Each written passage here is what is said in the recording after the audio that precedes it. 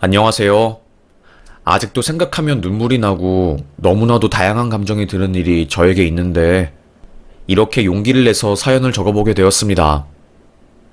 저는 어릴 때부터 아버지를 존경해오고 아버지의 반이라도 따라가고 싶었던 사람이었어요. 아마도 아들들이라면 대부분 알 거예요. 아버지가 멋있어 보이고 내 눈앞에 있는 저 아버지를 내가 추월해서 더 잘 나가고 싶고 그런 감정을요. 우리 아버지는 저희 동네 일대에서 아주 유명한 부잣집이었습니다. 사람들이 아버지의 이름을 말하면 그 어마어마한 재력에 입을 떡 벌리면서 네가 그 집 아들이구나. 어쩐지 귀티가 줄줄 난다 했다. 정말 대단한 아들이구나. 라고 하면서 저를 대우해 주었어요. 저는 그 기분이 무척이나 좋았고 돈이 많고 사람들에게 관심을 받고 이런 것들이 얼마나 저에게 큰 기쁨을 주는지 그런 것을 깨닫게 되었습니다. 그래서 저는 아버지처럼 훌륭한 사업가가 되고 싶었어요. 아버지는 돈을 어마어마하게 많이 벌었거든요. 북한에서 넘어오신 할아버지. 할아버지가 국수를 만들면서 겨우겨우 번 돈으로 아버지는 그걸 모아가지고 작은 철강 사업을 시작하게 되었고, 처음에는 고물상으로 시작했지만 나중에는 말로 표현할 수 없을 정도로 성대하게 커져서 어마어마한 규모를 자랑하게 되었죠. 그걸 아버지가 손수 키워서 저희 지역에서 아빠의 사업체에 거래를 되려고 하는 사장님들이 널렸습니다. 한순간에 이방인 식구에서 아빠는 대한민국에서 자리를 떡하니 잡은 그런 당당하고도 대단한 사람이 된 거였어요. 어릴 때부터 아빠가 성공한 것을 보다 보니까 저도 그렇게 되고 싶었어요. 다행히 제가 부모님의 좋은 부분을 잘 물려받아서 머리 같은 게 꽤나 좋았습니다. 다른 부분에서는 능력이 없는데 숫자를 다루는 일에 대해서는 굉장히 감각이 탁월했어요. 남들은 왜 이런 걸 못하지? 이런 생각이 들 정도로 저는 한 번 기억한 거는 까먹지 않았고 교과서도 한 번만 보면 다 기억해서 바로 시험에서 전교 1등을 할 정도였습니다. 하지만 저는 좋은 대학을 가서 잘 나가는 것보다는 일단 돈을 많이 벌고 싶었어요. 그게 저를 위하는 길이라고 생각을 했고, 북한에서 넘어와서 이유 없이 사람들에게 의심을 받고 감옥에 가고 또 무슨 일이 생기면 항상 저희 집이 먼저 의심을 받고 그런 일들을 수도 없이 많이 겪었거든요. 그때마다 우리 할아버지와 아버지를 지켜준 것은 돈이었습니다. 삼촌교육대 시절 아무런 이유 없이 저희 가족 사람들이 끌려갈 뻔했어요. 길거리에서 침을 뱉었다는 그 이유 하나만으로요. 그 사람은 우리 엄마의 조카였고 그 조카를 잡으려고 경찰이 저희 집에 왔습니다. 조카는 원래 다른 집에서 살았는데 경찰이 찾는다는 말을 듣고 저희 집으로 도망쳐 온 거예요. 그나마 동네에서 가장 신뢰를 받고 쉽게 건들 수 없는 집이라는 것을 잘 아니까요. 조사하러 왔습니다만 공무집행 중이고 삼촌교육대 정신개조 관련으로 수사 좀 해야 할 것 같은데 여기로 피의자가 들어갔다는 이야기를 들어서요. 무서운 경찰이 우리 엄마에게 말했습니다.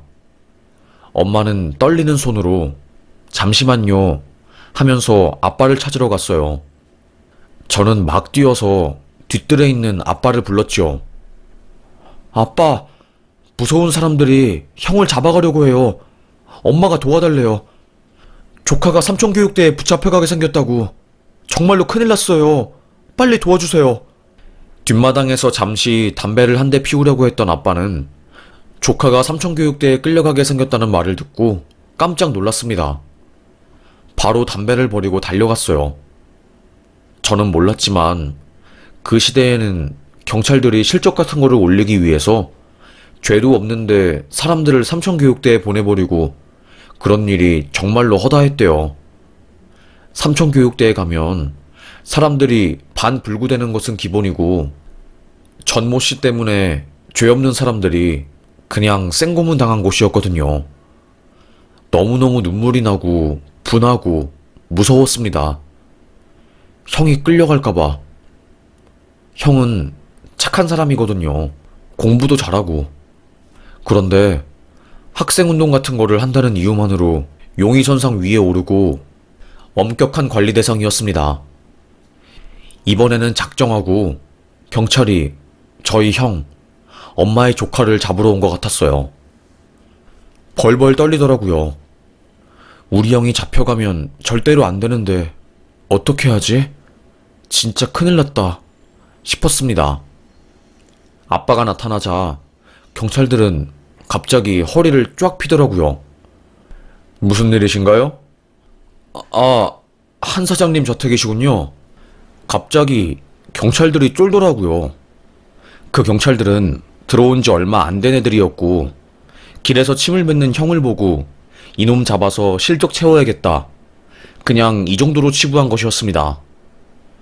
아빠는 이거 그대로 냅두면 바로 삼촌교육대 갈 수도 있겠다 싶어서 아는 서장한테 연락을 한 거였어요. 우리 조카가 지금 큰일 나게 생겼다. 집 앞에 경찰도 있고 이거 뭐 어떻게 하면 되냐? 이러면서요. 그런데 그 서장의 장인이 우리 아빠 거래처이시고 아빠가 완전한 갑이어서 서장도 우리 아빠한테 잘 보여야 하는 상황이었어요. 그래서 결국 그 경찰들은 서장한테 연락을 받고 저희가 멀쩡한 사람을 잡을 뻔했네요. 죄송합니다. 이렇게 인사하고 자리를 떴어요. 우리 엄마는 경찰이 떠나자마자 대성통곡하면서 펑펑 울고 아이고 우리 준식이 잡혀갈 뻔했네. 얼마나 무섭던지. 애 아빠 아니었으면 우리 가족 파탄 날 뻔했어.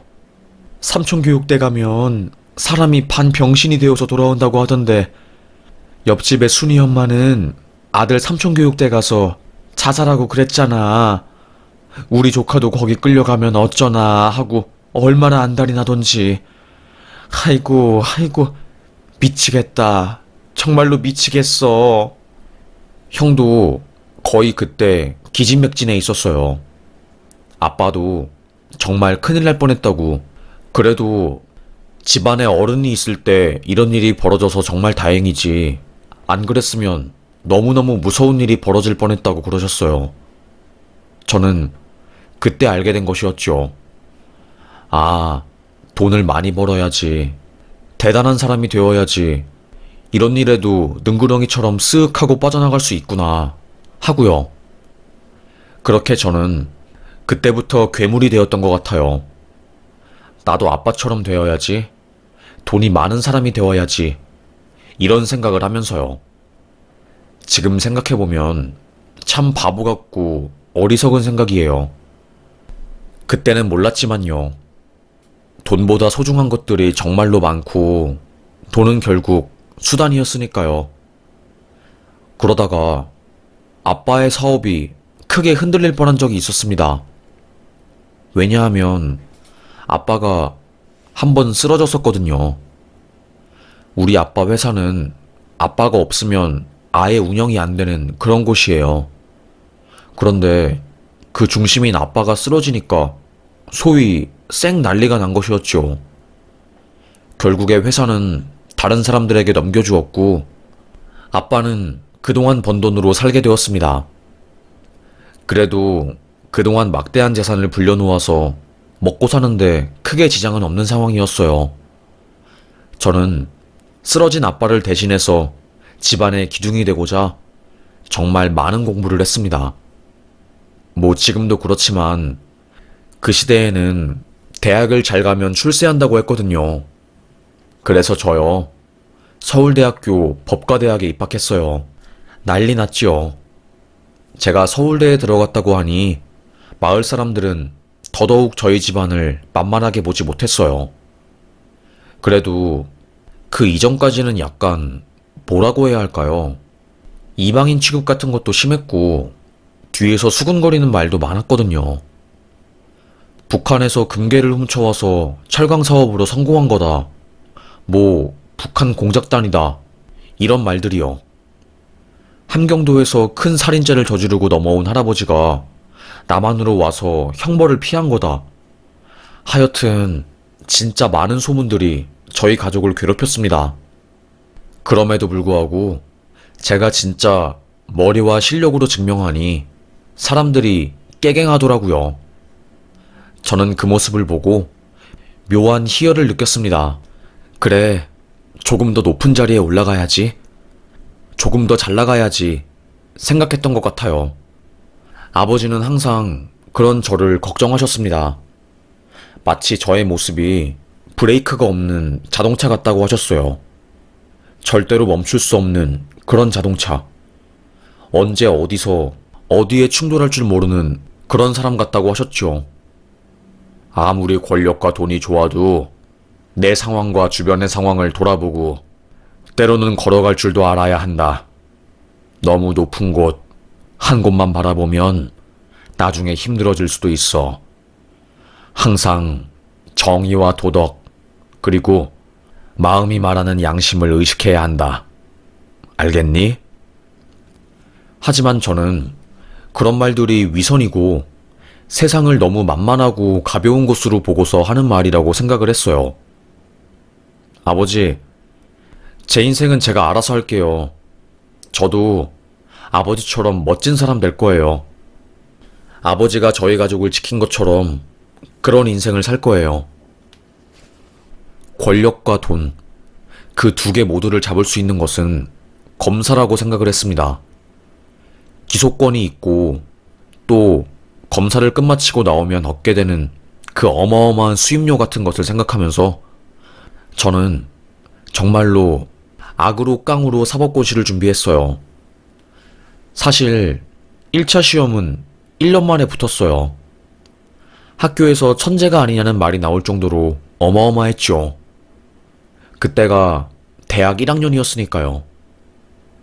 전 애초에 고등학생 때부터 검사가 꿈이었고 그런 사람이 되기 위해서 판례 같은 것도 자주 찾아보고 그랬습니다. 그래서 쉽게 1차는 합격할 수 있었어요. 하지만 2차 시험을 10년 동안 계속 떨어졌습니다. 아버지는 이제 그만하라고 좀 쉬엄쉬엄 하면서 하라고 했지만 저는 그럴 수 없었어요. 자존심이 상했기 때문이었죠. 30이 되기 전에 마지막이라고 생각을 하고 눈 딱 감고 한 번 더 했더니 결국에 그때는 성공을 하더라고요. 결국 저는 연수원에 들어가서 거기서 소개받은 부잣집 여자와 결혼하게 되었습니다. 그녀는 아름답고 제가 마음 놓고 검사 생활을 할 수 있도록 서포트를 해주는 여자였지요. 검사도 되었고 남부럽지 않은 집안의 여인까지 내 여자로 만들었겠다. 세상은 제 세상이었습니다. 하지만 저는 검찰이라는 조직에 들어가자마자 희망이 완전히 짓밟혔어요. 검찰이라는 조직은 철저하게 수직적인 곳이었고 상명하복이 기본적인 조건이었습니다. 사건 배당을 손으로 하는 곳이었으니 상사한테 잘 안 보이면 해결하기 힘든 사건을 배당받고 그게 저를 미치고 힘들게 만들었지요. 그래서 저는 그때부터 권력에 복종한 것 같아요. 더 큰 괴물이 되려고 제가 알게 모르게 잠식된 것이었죠. 그러다가 갑자기 상부에서 연락이 오더라고요. 그 사건, 네가 담당하고 있는 성범죄 피해자 사건, 그 피의자 건들면 안 된다고 증거 부족으로 그냥 풀거나 아니면 기소유예 때리거나 불기소 때리라고 하더라고요. 저는 아무리 생각을 해도 이건 아닌데, 그래도 증거가 명확하게 있고 DNA에 일관된 진술까지 이 정도면 무조건 유죄인데 이건 아닌데 싶었습니다. 하지만 저는 승진하고 싶었고 더 잘 나가고 싶었고 무사히 퇴직을 해서 어마어마한 돈을 벌고 싶었던 사람이었기 때문에 윗사람한테 절대적으로 충성을 해야 한다고 생각을 했어요. 어느 정도 그때 저도 정신적으로 세속적이었고 권력에 순응하고 그런 사람이 된 것이었지요. 소위 말해서 TV에 나오는 그런 썩어빠진 검사가 제 자신이 된 거였어요. 바로 저는 수사관한테 이거 증거 그냥 참고하지 말고 어차피 피해자 명확한 증거도 없고 진술밖에 없으니까 그거 증거 하나만 수사 기록에서 그냥 빼. 지시를 했습니다. 수사관은 알겠다고 하고 피해자가 유일하게 제출한 증거를 증거 효력이 없고 합법적으로 수집한 증거가 아니라는 이유로 참고하지 않았어요. 그리고 저는 직속상관 검사의 말에 따라서 그 피의자를 불구속하고 풀어주었습니다. 그리고 3일 뒤 전화가 왔어요. 검사님 어떻게 해요? 피해자가 죽어서 사건 종료되었습니다. 자살을 했다고 하는데요? 난리가 났습니다. 저 때문에 자살한 거랑 다름이 없었어요. 유서에는 어떻게 이렇게 증거도 있는데 일관된 진술까지 있는데 나를 이렇게까지 힘들게 하는 거지? 검사라는 사람은 왜 도대체 이런 판단을 내린 거지? 제발 이러지 마. 제발. 세상에 정의는 없구나. 이 세상은 내가 살 수 있는 곳이 아니구나. 안녕히 계세요. 너무 억울해서 죽을게요.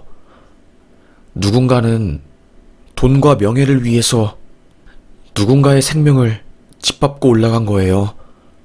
당신들은 똑똑히 기억하세요. 유서를 읽은 순간 머리를 한 대 세게 맞은 듯 했어요. 그때 아내가 전화를 건 거예요. 당신이 그 사건 담당 검사였어? 당신 미쳤어? 당신 때문에 갑자기 화를 내는 아내의 전화통화에 저는 깜짝 놀랐습니다. 저는 이 사건에 대해서 아내에게 말을 하지 않았거든요. 그런데 알고 보니까 저 때문에 죽은 피해자가 아내와 아는 사이였고 그것도 아내의 첼로 레슨 수강생이었던 겁니다. 거의 9년 전에 스승과 제자 사이로 만났고 가정 환경이 굉장히 힘든 아이인데 지자체에서 운영하는 문화센터 강좌에 무료로 등록을 했다가 거의 천재적인 재능을 보여서 거기 지자체에서 남는 예상금으로 그 아이한테 첼로 레슨 지원을 해주었고 거기서 레슨을 해준 선생이 제 아내였던 겁니다. 명문대 음대를 나와서 무료 레슨 봉사를 하고 있었거든요. 그렇게 언니 동생처럼 친하게 지내다가 그 아이가 일이 생겨서 더 이상 첼로 레슨을 받지 못했고 그 이후로 연락이 끊겼대요. 그런데 그 아이 학교를 다니다가 위계로 인한 가능 관련으로 피해자가 되었고 피의자는 그 지역 국회의원을 아버지로 두고 있는 어마어마한 백을 가지고 있었던 거고 하필 그 사건이 저에게 배당되고 썩어빠진 저는 피의자의 손을 들어주고 결국 피해자는 분한 마음에 죽음을 선택했던 겁니다. 아내에게 그 지자체 관계자들이 그때 그 수강생이 마지막 선택을 했다고 혹시 아시냐고 물었고 아내는 연락을 받고 깜짝 놀라서 도대체 무슨 말이냐고 하면서 사건을 알아본 거였지요. 그렇게 사건 배당 번호를 검색하다가 담당 검사가 저인 것을 알고 소리를 지르며 저에게 전화한 겁니다. 야, 이 쓰레기 같은 놈아. 내가 미쳤지. 너 같은 놈이랑 결혼한 게. 대한민국 검사들은 다 이러니? 들어갈 때는 초임 검사가 되었을 때는 그렇게 정의로운 검사가 되겠다고 난리를 치더니 결국에는 이 모양 이 꼴이구나. 더럽다. 너 때문에 사람이 죽었어.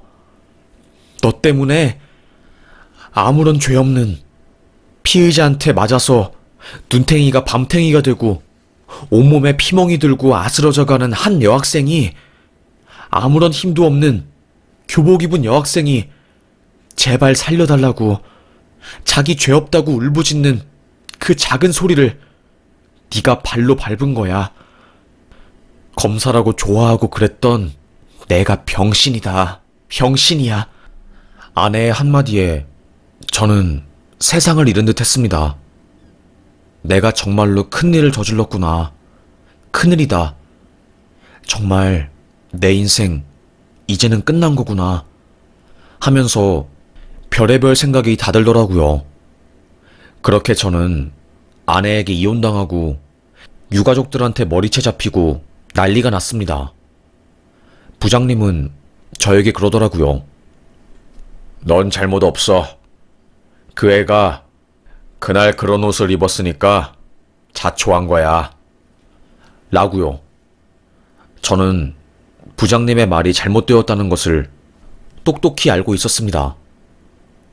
하지만 저는 검사라는 옷을 벗기 싫었어요. 검사 내부에서는 피해자가 죽은 거? 그거 큰일로 생각 안 했어요.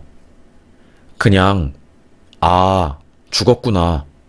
사건 종결. 다음 사건. 이런 게 일상이었고 자연스러운 거였거든요. 너무나도 힘들었죠. 하지만 시간이 지나니 무뎌지더라고요. 솔직히 말하면 저는 쓰레기 검사였습니다. 아니, 적어도 몇몇 검사들 빼고 깨끗한 사람은 없을 거예요. 위에서 손으로 수당으로 사건을 배당하기 때문에 부장검사들은 대부분 권위에 찌들어 있는 사람들이었고 안 썩을 수가 없는 구조였습니다. 하여튼 뭐 그렇게 검사 몇 년 하다가 결국에 그 조직을 나왔고 나와보니 억대의 연봉을 제시하는 로펌들이 제 뒤를 줄지었습니다. 이게 바로 권력이구나 싶었어요. 아주 잠깐 저를 스쳐 지나갔던 그 피해자들, 나 때문에 죽었던 그 피해자들은 기억도 안 났습니다. 어쩌면 저 모습이 나일 수도 있었는데 저는 망각한 거죠. 그렇게 수십억 연봉을 받으며 저는 일에만 빠져 로펌에서 보냈어요. 내 하루하루가 어떻게 흘러가는지도 모른 채 그렇게 미친 듯이 일만 하면서 살았던 것 같아요. 친구도 없고 그랬습니다. 아버지조차 나는 네가 무섭다. 내가 괴물을 키운 것 같아서 너무 무서워. 나는 너 같은 아들을 원하지 않았어. 할아버지가 이북에서 넘어왔고 힘이 없는 사람들이 힘 있는 사람들에게 백도 돈도 없으면 어떻게 당하는지 네가 알 수 있을 거라고 생각을 했는데 실망이다. 아버지는 저와 연을 끊었습니다. 저도 아버지와 연을 끊었어요. 검사 중에 집안 좋은 애들은 조사도 못하는데 승승장구하고 저 같은 이북 출신 집안들은 적폐 취급당해서 매일 승진도 밀리고 그랬거든요. 미친 거였지요. 저는 그래서 아버지에게 아버지가 내 인생에 보태준 게 뭐 있는데요. 어쩌라고요. 고래고래 소리를 질렀습니다. 그렇게 로펌에 들어가 억대의 연봉을 받으며 살고 있던 저에게 한 통의 전화가 걸려왔습니다. 아버지가 쓰러졌어. 지금 빨리 병원으로 와. 알고 보니 아버지는 뇌출혈로 쓰러지신 겁니다. 소식을 듣고 너무너무 놀란 저는 손이 벌벌 떨렸고 바로 병원으로 갔어요. 아빠는 의식을 잃었고 그래도 급하게 수술을 들어가서 다행이었습니다.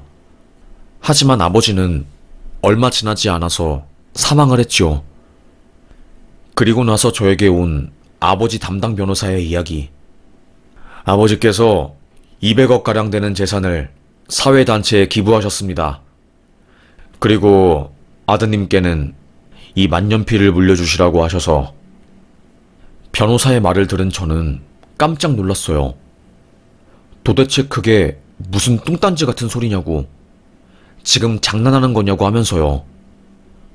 알고 보니 아버지는 돌아가시기 전에 저 몰래 재산 관련한 정리를 한 거였어요. 아버지는 위를 바라보며 악마가 되어가는 저에게 막대한 재산을 물려줄 수 없다고 선포를 하셨고, 저는 그것도 모르고 아버지 재산을 물려받으면 무엇을 할지 생각을 해놓은 상태였던 거죠. 어리석은 저는 어마어마한 배신감이 들었습니다. 장례식장에서도 깽판을 쳤으니 말이죠. 시팔, 아버지 미친 거 아니야? 왜 나한테는 이것밖에 안 주는데? 일가 친척들도 저를 보고 미친놈이라고, 검사 옷 벗었더니 저렇게 악마가 되어버렸다고 하면서 손가락질을 하였고, 그 충격으로 인해서 저는 알코올 중독에 우울증이 심해졌어요.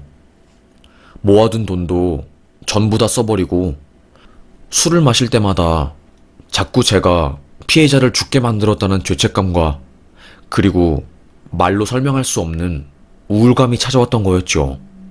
가족들도 저를 다 버리고, 저는 홧김에 아버지 유골에 손을 넣어서 변기통에 뿌리고, 자식이라면 절대로 해서는 안 되는 짓거리들을 어마어마하게 한 것이었습니다.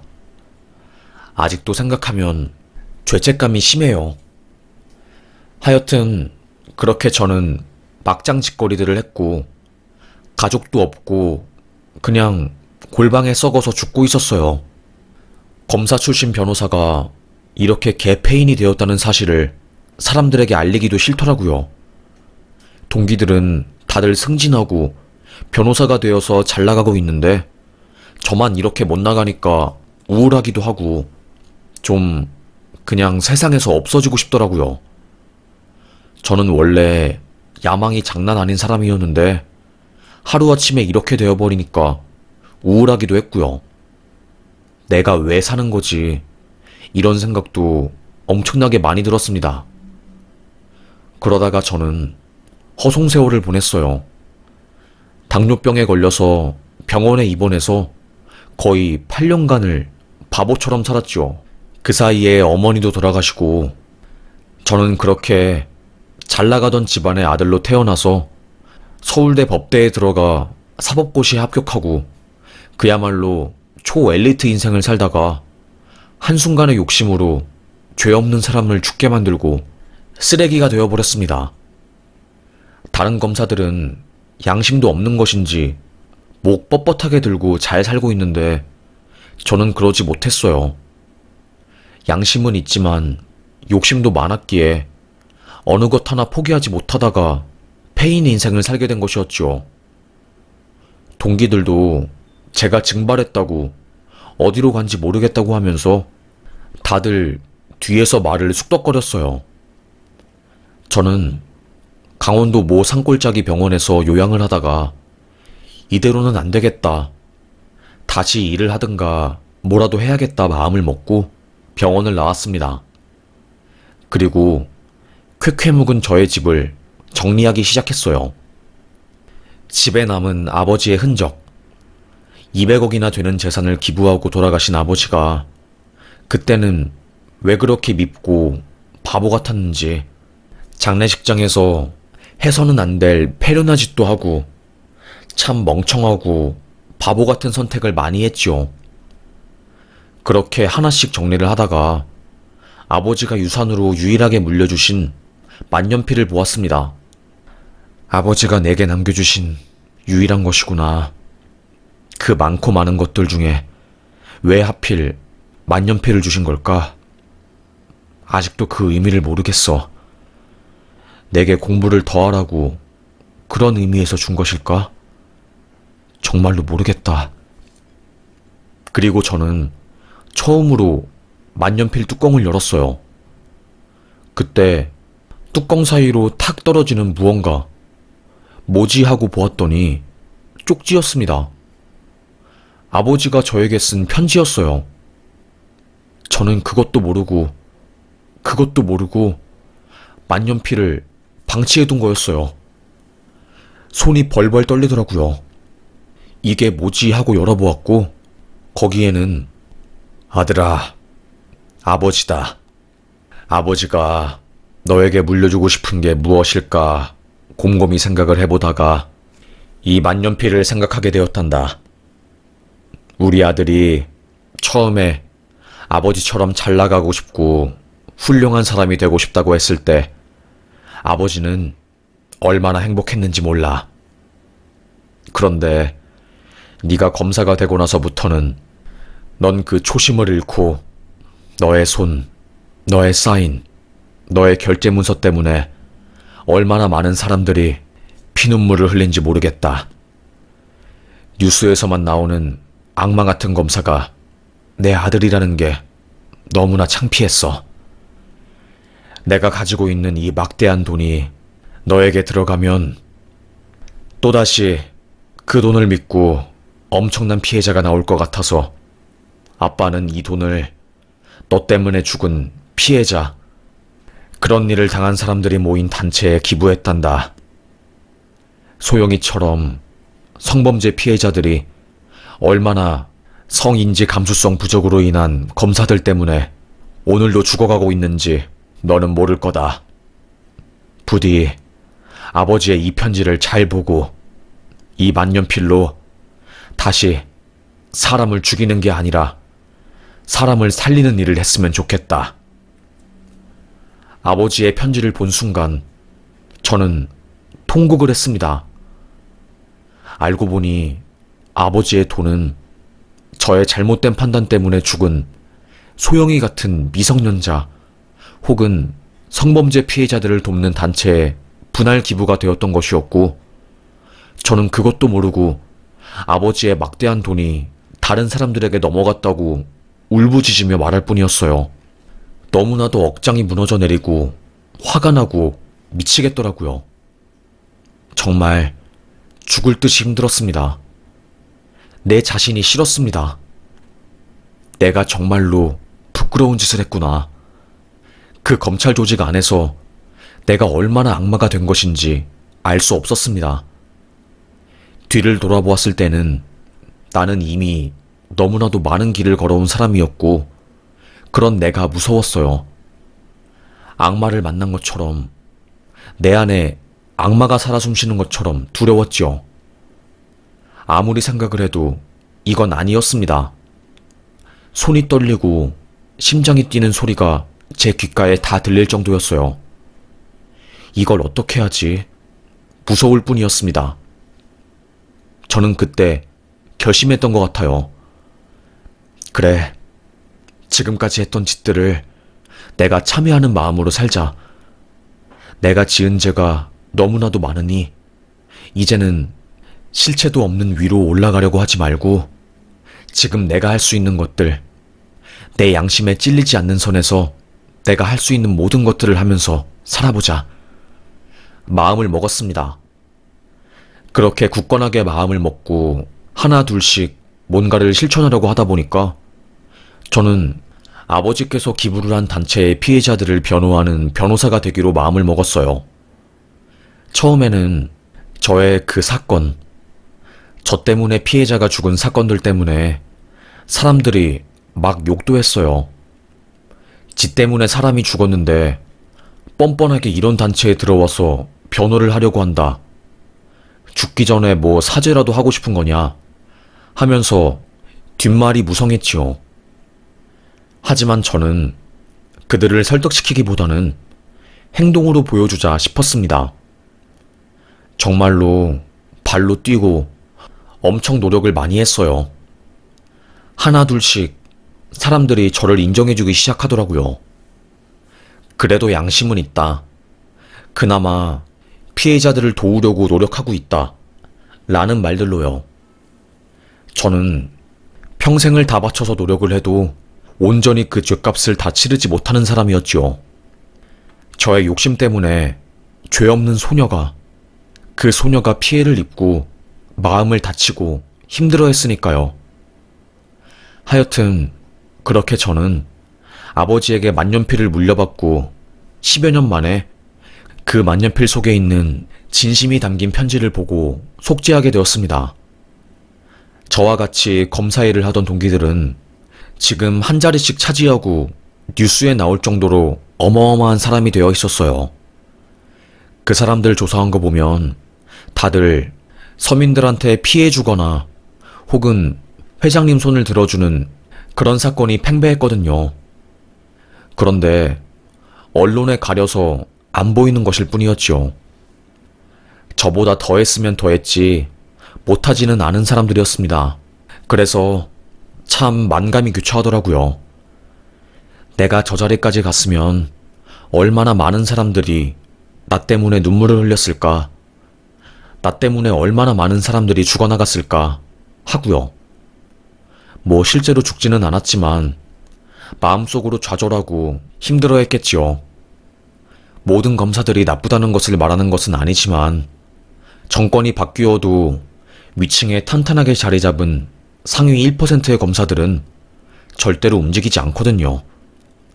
그들이 여전히 세월이 바뀌어도 어마어마한 짓을 저지르고 지들끼리 팔이 안으로 굽어서 감싸주어도 뉴스에 한 줄 안 나오고 잘 먹고 잘 사는 모습이 역겹습니다. 사람들이 과거의 저를 보고 역겨운 놈이라고 생각을 했겠지요. 우리 아버지처럼요.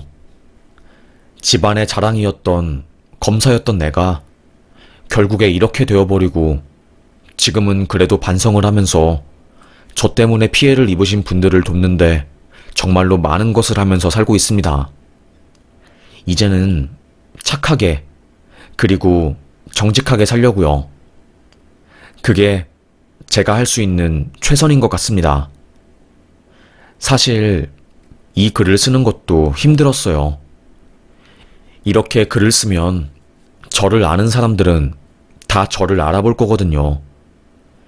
하지만 그럼에도 글을 쓴 이유는 제가 제 자신에게 공공연하게 약속을 하고 그 약속을 지키기 위해서입니다. 앞으로 저는 제가 지은 죄를 속죄하면서 살려고요. 양심 있게 그리고 당당하게 살아가려고 합니다. 그게 제가 해야 하는 일인 것 같아요. 그리고 변호사로서 해야 하는 임무인 것 같고요. 그럼 저는 여기서 사연 마치겠습니다. 긴 저의 이야기 이렇게 끝까지 들어주셔서 정말로 감사합니다. 여러분 늘 행복하세요. 주변에 좋은 사람들을 많이 두세요. 그래야지 좋은 일들이 많이 일어납니다. 그럼 여기서 마무리하겠습니다. 감사합니다.